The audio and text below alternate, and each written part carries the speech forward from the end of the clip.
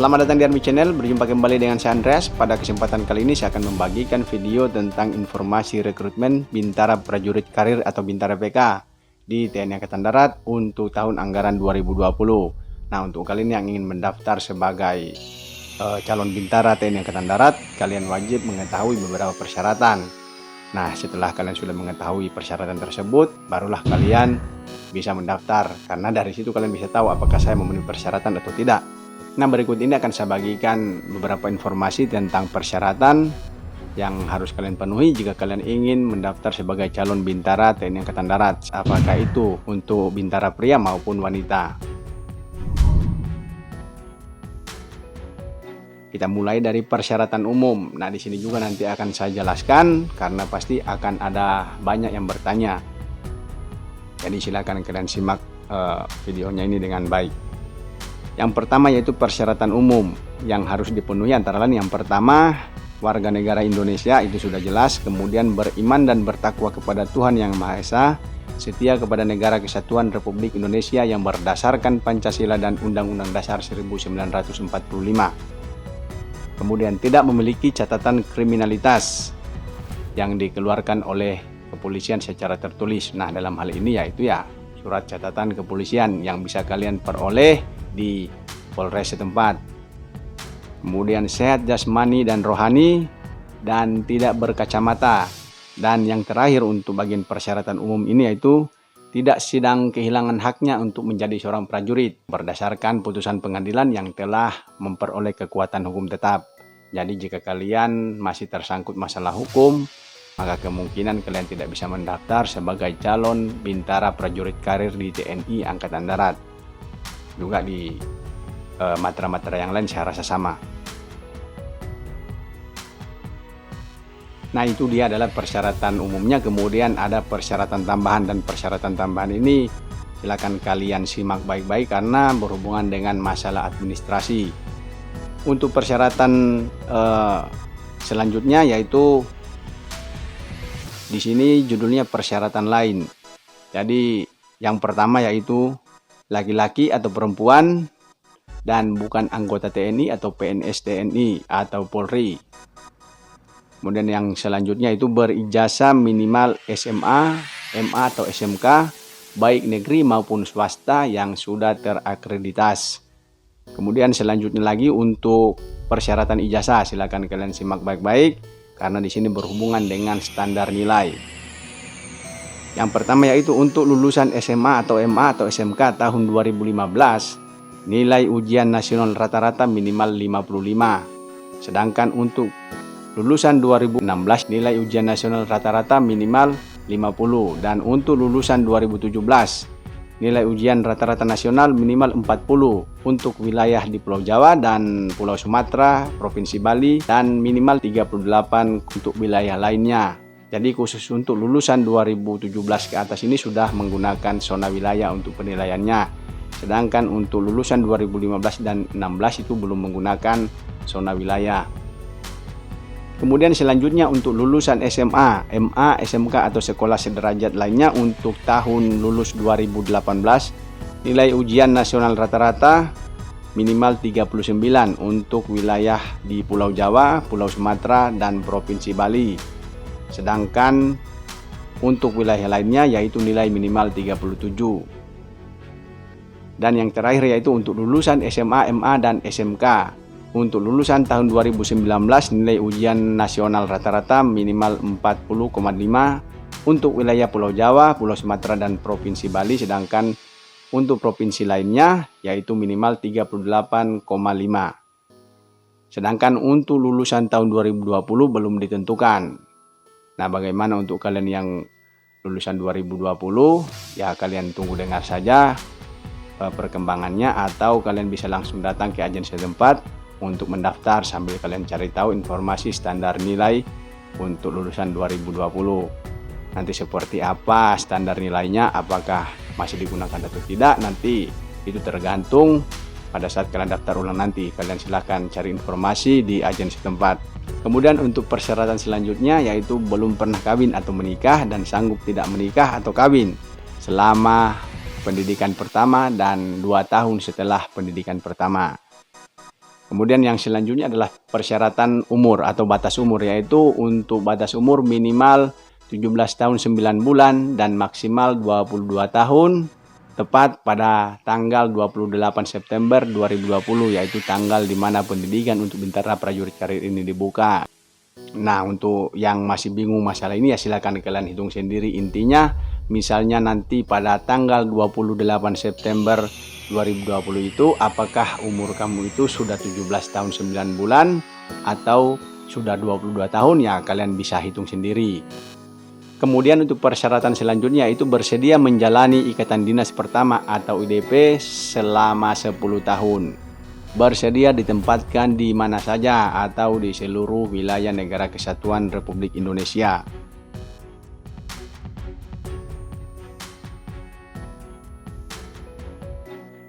Dan yang terakhir yang masuk pada bagian persyaratan lainnya ini, yaitu para calon siswa harus mengikuti serangkaian tahapan seleksi untuk bisa menjalani pendidikan atau bisa mengikuti pendidikan sebagai calon Bintara Prajurit Karir di TNI Angkatan Darat, yaitu harus melewati seleksi administrasi, kesehatan, jasmani, mental, ideologi, dan psikologi.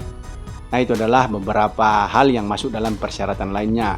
Kemudian masih ada lagi satu persyaratan yang di sini dinamakan persyaratan tambahan. Nah, yang masuk dalam persyaratan tambahan yaitu harus ada surat persetujuan orang tua atau wali, dan selama proses penerimaan prajurit TNI Angkatan Darat tidak melakukan intervensi terhadap panitia maupun penyelenggara pendidikan pertama dalam bentuk apapun, kapanpun, dan dimanapun. Nah, ini pun nanti akan ada suratnya yang harus ditandatangani oleh orang tua atau wali dari calon tersebut. Nah, untuk masalah surat ini, kalian tidak usah bingung karena surat ini nantinya akan disediakan atau akan diberikan oleh panitia di ajen setempat pada saat kalian mendaftar ulang. Nah, selain administrasi yang kalian siapkan, yang kalian bawa dari rumah, ketika sampai di ajen pun kalian akan mendapatkan beberapa persyaratan tambahan atau administrasi tambahan. Ya, salah satunya ya surat persetujuan orang tua ini, kemudian surat pernyataan orang tua tidak melakukan suap menyuap dan lain-lain. Nah, semua surat itu nanti akan diberikan oleh panitia. Jadi kalian tidak usah pusing mikirinnya gimana cara bikinnya, karena banyak juga yang nanya masalah ini di channel saya. Kemudian apabila calon menggunakan wali, maka harus melampirkan surat keterangan yang menyatakan bahwa orang tersebut adalah wali dari si calon yang dikeluarkan oleh kecamatan. Kemudian untuk syarat selanjutnya, bagi yang memperoleh ijazah dari negara lain atau lembaga pendidikan di luar naungan Kemendikbud harus mendapatkan pengesahan dari Kemendikbud. Selanjutnya yaitu, ini kalian perhatikan baik-baik untuk persyaratan ini, yaitu tidak bertato ataupun bekas tato, tidak bertindik ataupun bekas tindik, kecuali hal ini dilakukan karena ketentuan adat atau agama. Jadi ini juga banyak yang ditanyakan oleh para pengunjung Army Channel untuk masalah ini. Jadi intinya kalian itu tidak bertato dan bekas tato, tidak bertindik dan tidak ada bekas tindik. Kalau itu dilakukan karena ketentuan adat atau agama mungkin masih bisa ditoleransi, tapi di luar itu tidak ada toleransi, sudah jelas pasti kalian akan balik kanan dari ajen.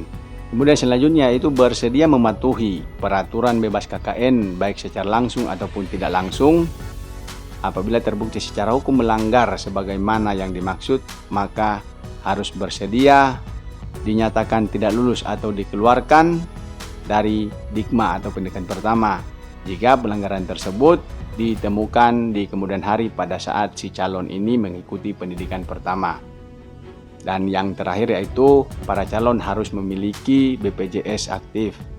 Nah, BPJS aktif ini wajib untuk dimiliki oleh para calon karena banyak juga yang bertanya masalah ini. Kemudian yang terakhir adalah memenuhi persyaratan atau RIK uji sesuai dengan ketentuan. Jadi untuk standar kelulusan sendiri itu sudah ada ketentuannya. Jadi untuk calon yang lulus harus memenuhi pemeriksaan atau uji sesuai dengan standar yang sudah ditentukan oleh TNI Angkatan Darat. Nah, itu dia adalah beberapa atau banyaknya persyaratan yang harus kalian penuhi, baik itu persyaratan administrasi, persyaratan tambahan, persyaratan khusus, dan lain-lain. Jadi intinya jika kalian sudah memenuhi persyaratan ini, maka kalian sudah bisa mendaftar untuk mengikuti seleksi rekrutmen calon Bintara TNI Angkatan Darat tahun 2020. Kemudian selanjutnya saya akan bahas tentang materi seleksi yang nantinya akan kalian hadapi. Hal ini perlu untuk kalian ketahui karena sangat berguna untuk kalian dalam rangka mempersiapkan diri kalian. Jadi dengan tahu apa saja tahapan seleksinya, kalian bisa mempersiapkan diri kalian. Oh, seleksinya ini.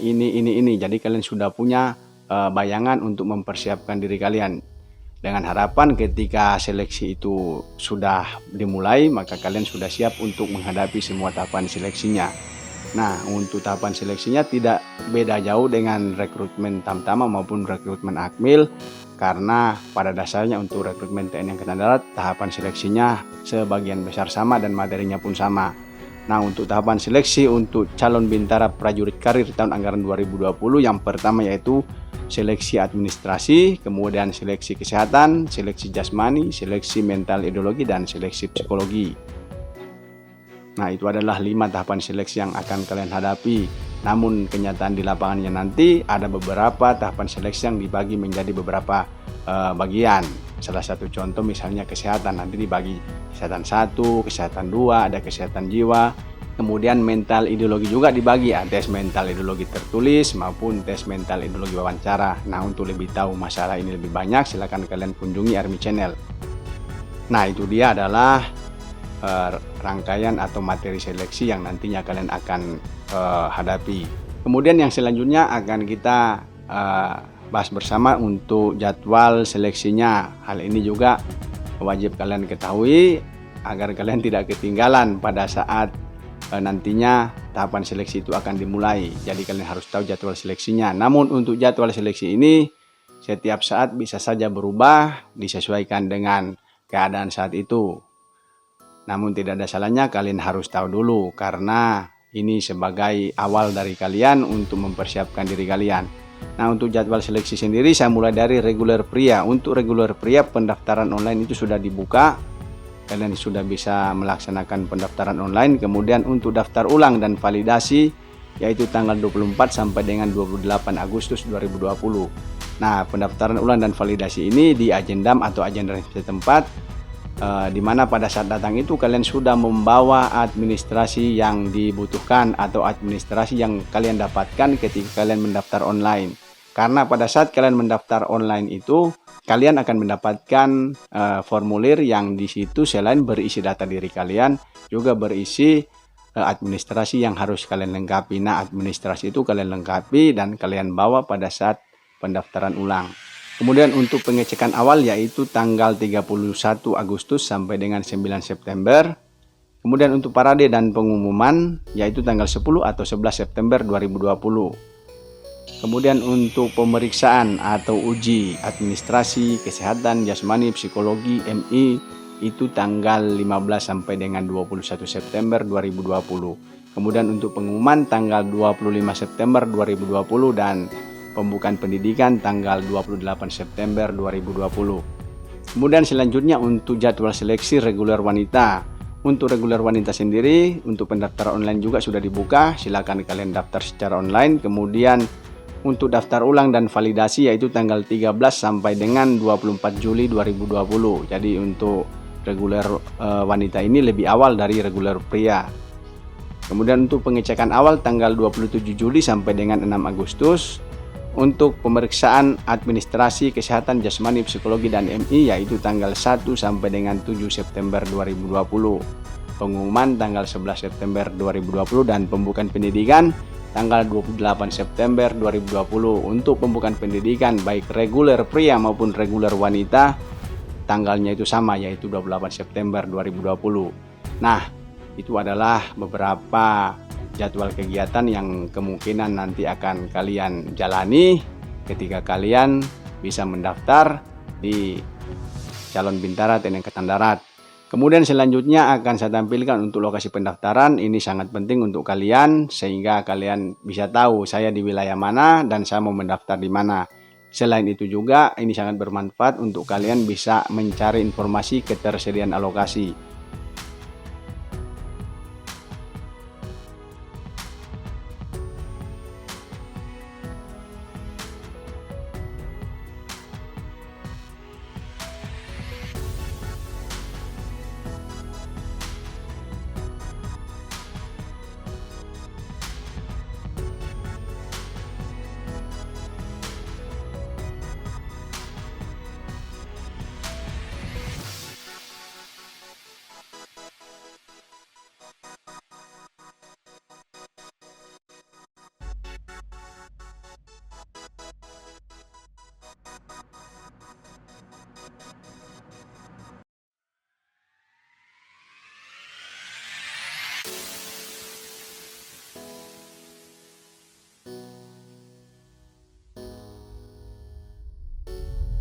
Nah, itu dia beberapa informasi tentang rekrutmen Bintara TNI Angkatan Darat tahun anggaran 2020. Untuk kalian yang ingin mendaftar, di sini saya akan berikan informasi untuk tata cara pendaftarannya. Jadi yang pertama-tama kalian harus mendaftar secara online. Silakan kalian ke website resmi rekrutmen TNI Angkatan Darat. Kemudian kalian pilih Bintara dan kalian daftarkan diri kalian secara online di situ. Atau kalian jika masih bingung, silakan kalian mampir ke Army Channel, di situ ada tutorialnya. Dan setelah kalian sudah mendaftar secara online, maka otomatis kalian akan mendapatkan formulir yang berisi data diri kalian dan beberapa persyaratan yang harus kalian lengkapi. Dan setelah semua sudah kalian lengkapi sesuai tanggal yang sudah ditentukan, silakan kalian datang ke Agendam atau Agendam setempat untuk melaksanakan pendaftaran ulang atau validasi. Dan pada saat melaksanakan pendaftaran ulang atau validasi, gunakan pakaian putih hitam karena itu sudah menjadi ketentuan. Oke, dari saya itu saja. Semoga informasi ini bermanfaat. Untuk rekrutmen Bintara TNI Angkatan Darat tidak lama lagi dibuka. Siapkan fisik dan mental kalian, siapkan segala sesuatunya yang berhubungan dengan materi seleksinya agar ketika seleksi sudah datang, kalian sudah siap untuk menghadapi setiap tahapan seleksi. Karena jika kalian persiapannya matang, maka peluang lulus kalian semakin besar.